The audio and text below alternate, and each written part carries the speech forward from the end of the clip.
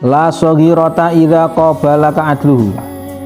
La saghirata ora ana dosa cilik iku maujud idza qabalaka ning dalem nalikane ngadepi sapa Allah ngadepi ing sira atau ngimbangi ing sira apa adluhu keadilane Allah.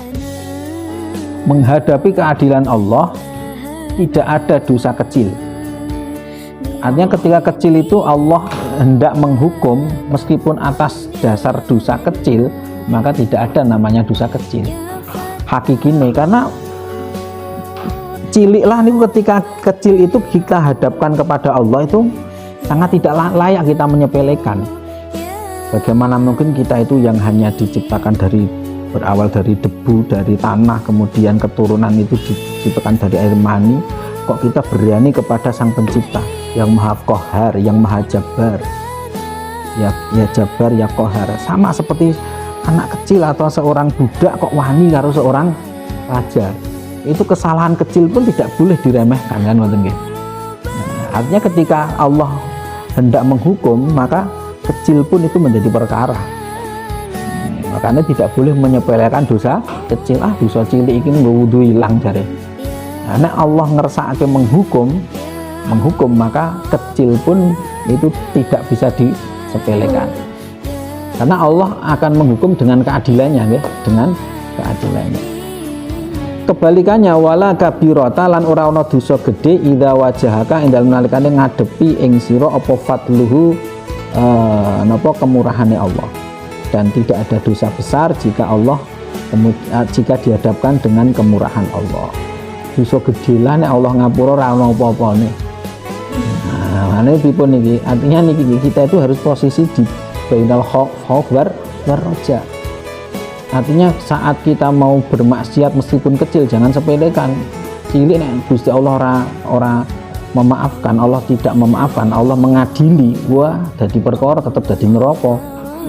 Misalnya Rasulullah pernah satu ketika beliau melewati 2 pekuburan, kemudian beliau dawuh datang sahabat, tahu tidak, ini 2 orang ini sedang disiksa, padahal disiksa bukan karena perkara yang berat. Ini Allah mengadili. Yang satu nek nguyuh ora tau cewek. Kan sepele niki. Nek disentiki. Nek ora mek dikipat-kipatke to. Sepele banget ya, sepele. Biasanya wong lanang gitu. Wong itu reso ngipat-kipatke Mas.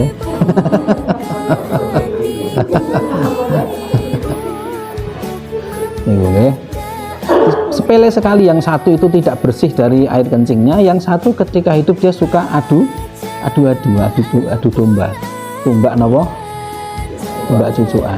Nah, ini kan sepele nih, tapi ternyata Allah ratrimo gampangannya, Allah menghukum itu jadi siksa. Okay. Tapi kebalikannya ketika dosa besar tapi Allah mau memaafkan, tidak ada dosa besar itu.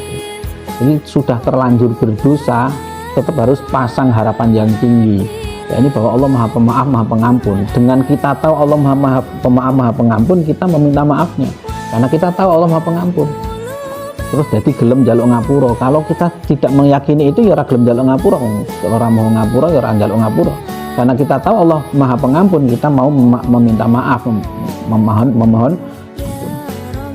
Ya, jadi dosa kecil jangan kita sepelekan. Kalau sudah kadung berdosa bahkan dosa besar jangan putus asa.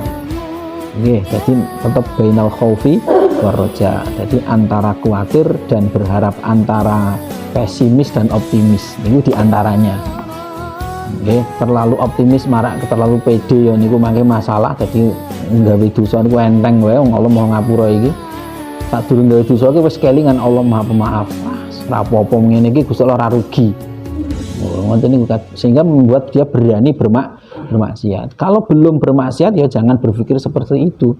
Kalau sudah kadung tergelincir lah jangan berputus asa. Karena Allah ketika memaafkan dosa besar pun tidak akan ada apa-apanya. Nah, dan contohnya banyak sekali. Nggih.